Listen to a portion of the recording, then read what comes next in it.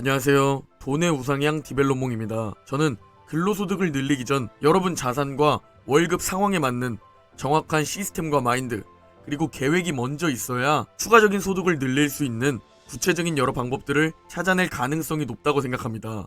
왜냐면 사람마다 처한 환경, 시간이 모두 다르기 때문이죠. 그래서 오늘은 여러분들께 소득을 늘리기 전 마인드부터 정립시켜 드리려고 합니다. 오늘은 제 인생을 완전히 바꿔준 억만장자 그랜트 카돈의 강의를 여러분들께 들려드리고자 합니다. 가장 현실적으로 경제적 자유로 다가갈 수 있는, 우리 모두 당장 오늘부터 실천할 수 있는 그런 강의라고 생각합니다. 미국이라는 점을 감안하고 영상을 보시면 좋을 듯 합니다. 저 역시 이 영상을 본 후 그날부터 제 상황에 맞는 자산을 불리는 시스템과 계획이 만들어졌고, 제 계좌가 불어나는 속도는 확 달라지기 시작했습니다. 그리고 현재 제 순 자산은 3억을 달성했습니다. 불과 몇 년 전 빚과 대출에 허덕였는데 말이죠. 그만큼 정말 좋은 강의라고 생각됩니다. 여러분들도 꼭 이 영상을 보고 얻으셨으면 합니다. 오늘은 모두에게 돈 교육을 해줄 겁니다.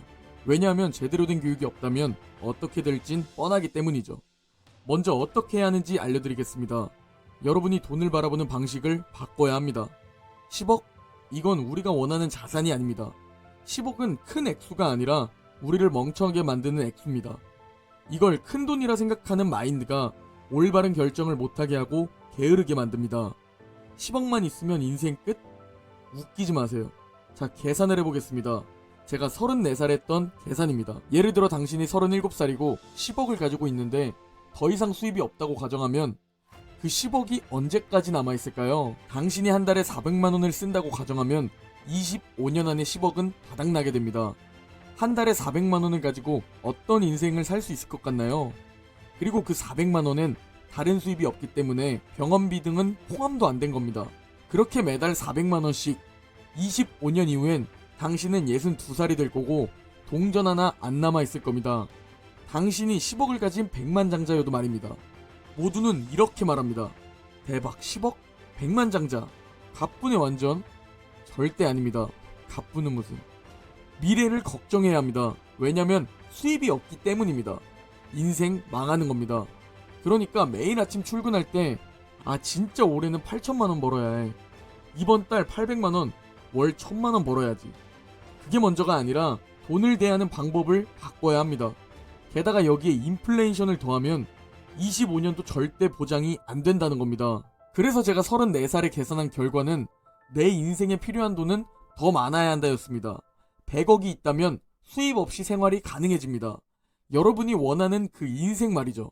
자, 그러면 100억을 어떻게 벌어야 할까요? 예를 들어 여러분이 연봉으로 4천만원을 번다고 하면 25년 후엔 10억, 백만장자가 됩니다. 그걸 다 모아야 10억이 됩니다.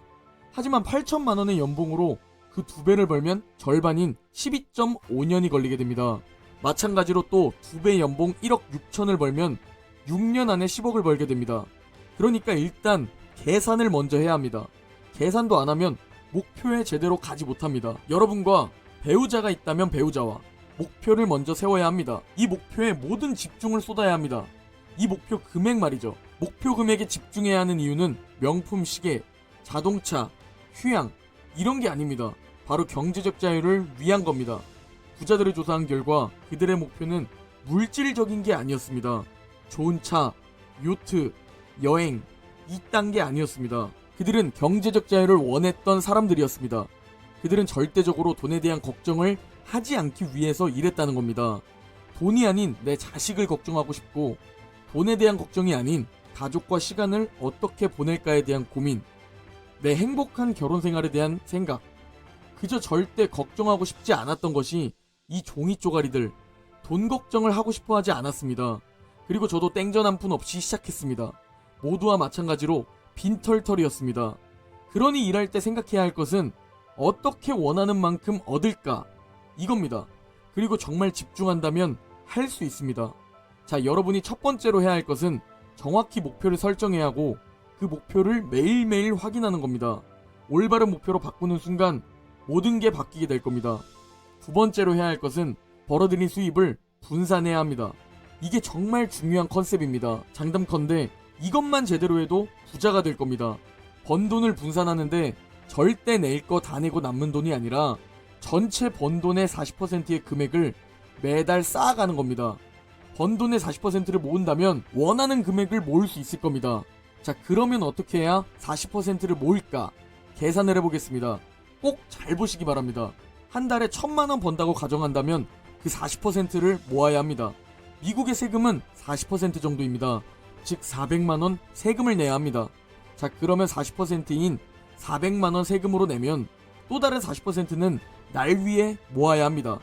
그러면 문제는 남은 돈 200만원으로 살아야 한다는 겁니다. 지금 이렇게 계산을 먼저 해야 합니다. 스스로 혹은 배우자와 함께 말이죠. 이렇게 먼저 계산을 해야 새 차를 사고 싶은데 계산을 해보면 살 돈이 없다는 걸 알게 됩니다. 그렇기 때문에 그 누구도 몰랐습니다.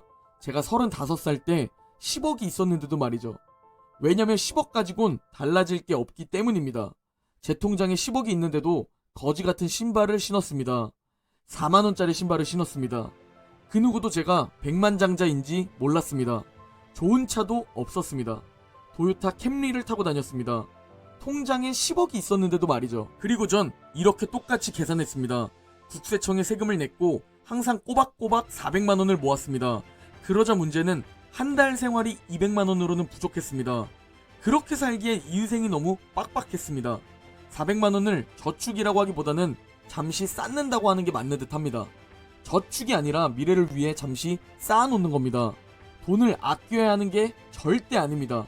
그건 정말 무의미한 짓입니다. 공책은 쓰고 적어야지만 쓸모 있어집니다. 돈도 마찬가지로 잘 써야 좋은 겁니다. 많이 들어보셨을 겁니다. 현금은 쓰레기라고 말이죠. 현금은 냅두면 쓰레기입니다. 가만히 냅두면 점점 서서히 사라지면서 잃게 됩니다. 만약 쌓아놓는 계좌에 돈을 너무 오래 두면 장담컨대 돈은 점점 사라집니다. 여태껏 과거 역사가 말해줍니다. 인생을 돌아보면 저축 계좌에 돈을 넣고 아무것도 안 하면 안 됩니다. 자, 계산을 계속해보면 1,000만원을 벌던 저에게 정확히 필요한 돈이 얼마일까요? 이제 매달 2,000만원을 번다고 하면 800만원은 저축 계좌에 쌓아두고 800만원은 세금으로 내고 나머지 400만원의 생활비를 쓰면 됩니다. 이게 올바른 예산을 짜는 방법과 계산 방식입니다. 자, 정말 중요한 세 번째입니다. 정말 빈털터리가 되도록 투자를 하는 겁니다. 계좌에 40%씩 모았던 돈을 말이죠. 이 계좌의 돈은 무조건 투자되어야 합니다. 황금알을 낳는 거위도 알을 낳아야만 가치가 있는 겁니다.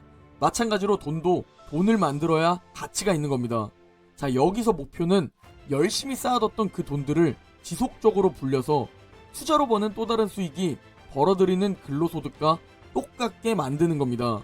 당연히 절대 쉽지 않을 겁니다. 자, 그렇게 투자소득까지 추가해서 매달 3천만원을 번다고 하면 40%는 쌓아두고 40%는 세금 내고 이제는 600만원으로 생활이 가능하게 됩니다. 그런 식으로 계속 쌓아두는 겁니다. 계속 매월 40%씩 또 쌓아두는 겁니다. 여러분이 투자할 종목을 찾을 때까지 말이죠. 그리고 모은 그 돈을 투자할 때는 절대 투자하지 말아야 할 종목이 있습니다. 바로 확신이 없는 종목입니다. 이 돈은 경제적 자유를 위해 절대 잃으면 안 되기 때문입니다. 그러니 투자할 것을 찾아야 합니다. 적금은 쓸모없습니다. 아직 이 방법을 여러분이 해보지 않았다면 매일매일 확인하라는 겁니다. 번 돈을 여러분이 어떻게 관리하고 있는지 정면 승부를 해야 합니다. 그리고 투자한 금액에서 나오는 또 다른 수입들이 최종적인 목표로는 실제로 벌어들이는 근로소득을 넘어서는 겁니다. 여러분이 매달 버는 월급을 말이죠. 그러면 어느 정도를 투자해야 내 근로소득보다 투자소득이 더 벌게 될지 그걸 계산을 해봐야 합니다. 정리해보면 간단합니다. 첫 번째, 목표 100억입니다. 절대 이것보다 낮게 세우지 마세요. 두 번째, 40%의 월급을 쌓는 겁니다. 이 40%에 쌓이는 돈들이 시드머니가 되도록 말이죠. 초반엔 정말 힘들 겁니다. 세 번째, 쌓아둔 돈은 절대 쓰지 말고 투자를 하는 겁니다. 그리고 이 투자한 돈은 절대 건드리면 안 됩니다. 저는 지금도 계좌에 돈을 쌓고 있습니다. 또 투자를 위해서 말이죠. 이게 제가 말하는 요점입니다. 돈을 써버리라는 게 아니라 돈을 아끼면서 쌓아뒀다가 투자할 곳을 찾으라는 겁니다. 돈을 잃지 않을 만한 투자처를 찾아야 합니다. 그러면 인플레이션도 올 거고 시간도 지나갈 겁니다. 5년, 7년, 그리고 10년이 지나고 황금알을 계속 낳고 있을 겁니다. 안전한 자산에 점점 투자를 늘려서 이익을 늘려가라는 소리입니다. 투자 소득이 늘어나고 여유가 생겨도 그래도 빈털터리처럼 행동하면서 계속 자산을 불려나가야 합니다. 그 반복되는 지루한 삶은 언제까지 해야 할까요? 투자 소득이 근로소득을 뛰어넘을 때까지입니다. 이 영상의 궁극적인 목표는 투자 소득과 자동화 수익이 내 근로소득을 뛰어넘는 겁니다. 그 전부터 부자가 되고 싶다 라는 생각만 있던 저에게 제 상황과 맞는 계산을 통해 제 자산을 불리는 시스템이 구축되었습니다. 그러나 이 영상의 궁극적인 목표로 다가가기 위해선 근로소득이 늘어나면 훨씬 좋은 것이죠. 시간을 단축할 수 있으니 말이죠. 저와 제 아내는 이 영상을 보고 바로 최소 50%는 저축했습니다.